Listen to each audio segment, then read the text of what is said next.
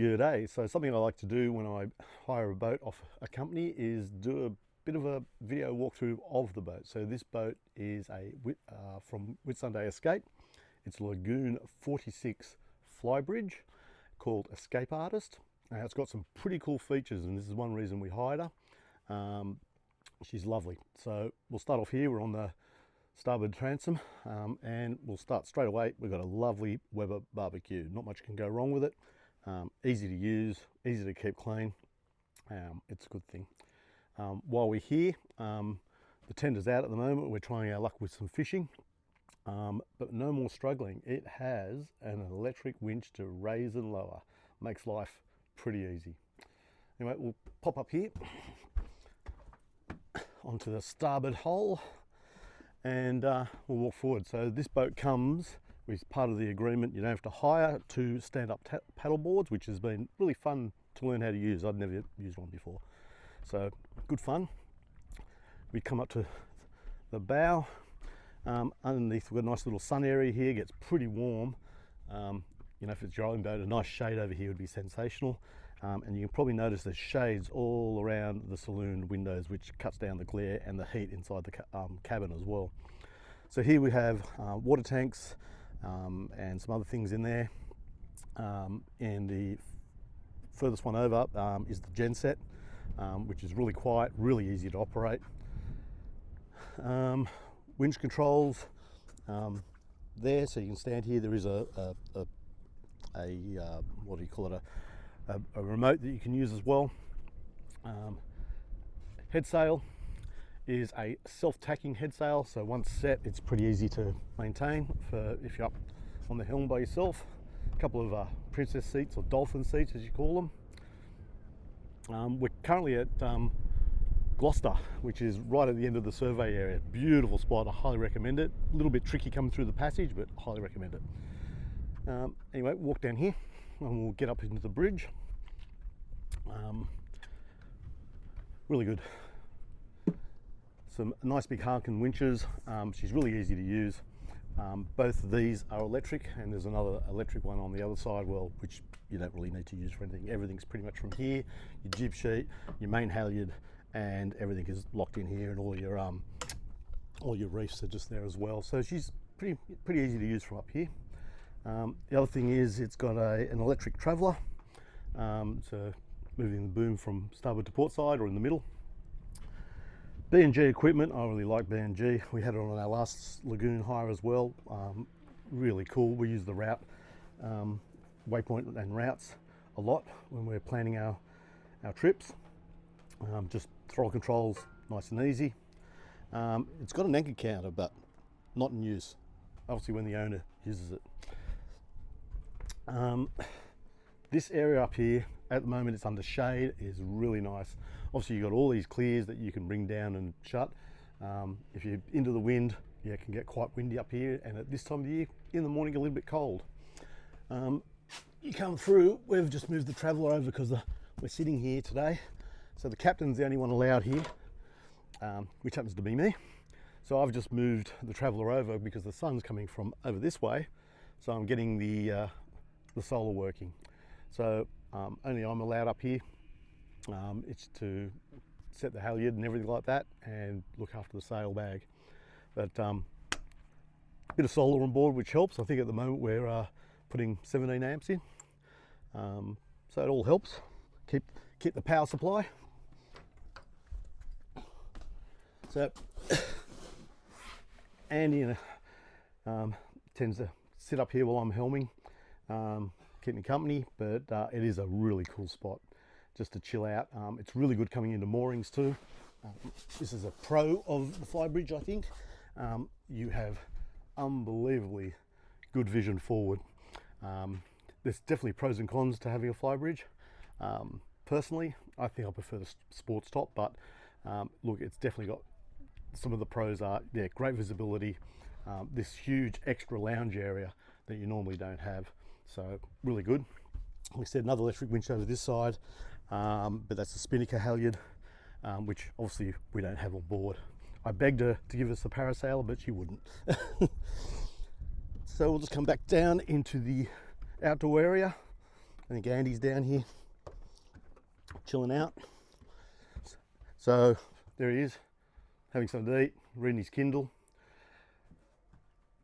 Engine bays, what they've done is really good. Garbage is always an issue. Now we're on this boat for 15 days, so garbage, they've built false floors above the engines and there's plenty of room for all your garbage. That's a really cool thing they've done. I really like that. In here, big esky, which has got, you know, ice in it, and wherever we stop we buy some ice like we have at Gloucester yesterday. But we also bought an ice machine on board, so we've just been topping it up daily with the ice machine, using it especially when we're running engines to power batteries. Storage underneath this seat, garbage bin here. You've got a little wet bar area here, but it does not hold ice for very long. It melts super quick. So, but it is a nice, another storage area. We're just using this space for fishing. Lots of space in here for whatever. It's got an outdoor fridge which you could use as a bar fridge. We've actually got fruit in here and nibblies and things like that.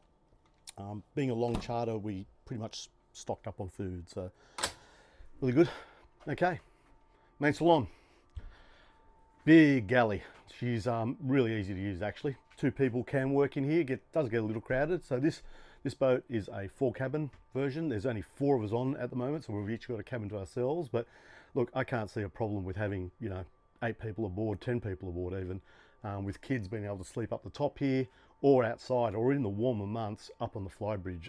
You know, bring a couple of blankets, and that up there would be a great place to spend the night. And you know, kids aboard, they would love it. Plenty of storage up here. All these cupboards are pretty much everything's to do with the kitchen. Microwave, but this pretty much only works on genset or shore power.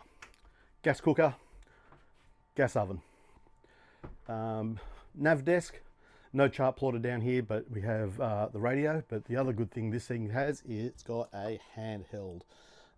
Big plus, because I basically, if I'm underway, I take that up with me. I can do the daily brief upstairs. I don't have to be down here. So as a captain, I really like that. All charter boats should come with a handheld, I think personally.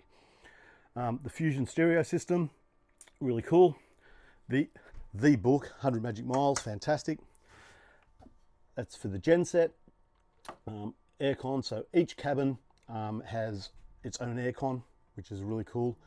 And this is the solar panel. So at the moment, I think we're putting 11 amps in. So it was up to 16 before, so really cool. Lots of storage underneath all the seats, storage under the floor, another fridge inside the galley, and then more fridges. So the top one's a fridge, bottom one's a freezer. So, you know, the beauty of having a good freezer is ice cream. You don't have to skimp. Really cool. TV, we've been watching a little bit of it. And being a Formula One and MotoGP fan, the beauty of this boat is another reason we picked it. Hiding back here is Starlink. So you pay extra for it, it's 20 bucks a day. You know, I'm going to be watching Formula One tomorrow practice and during the weekend, so that's a really cool thing. Tons of storage. You won't have a problem putting all your food on board. We'll just come down to starboard hull forward. So starboard hull forward, beautiful. We've got vents open, putting air into it. PowerPoint and USB. There's a storage in here. There's a big drawer underneath here that pulls out. Storage down the side of it. You probably can't see, I've got a CPAC machine over there. More storage in behind here. And aircon unit for me, but like I said, each cabin has one. And if we're going aft, this is the aft cabin. Once again, aircon, nice space, same with PowerPoints, storage, and they're airy, and you know, I tend to sleep with these side windows open. Beautiful. More cabin space here. In behind here is a tech space, is a winch, circuit breakers, things like that. Fantastic. Also over here is another tech space with circuit breakers for a lot of the running of the toilets, all that sort of thing. So fantastic. And in there. So head, really, really nice, really airy. Shower pressure and hot water in this boat are fantastic. All heads are saltwater heads, so you're not using your water for your heads, with electric flush. So 2 types of electric flushing, and obviously you clear your holding tanks once you're out at sea.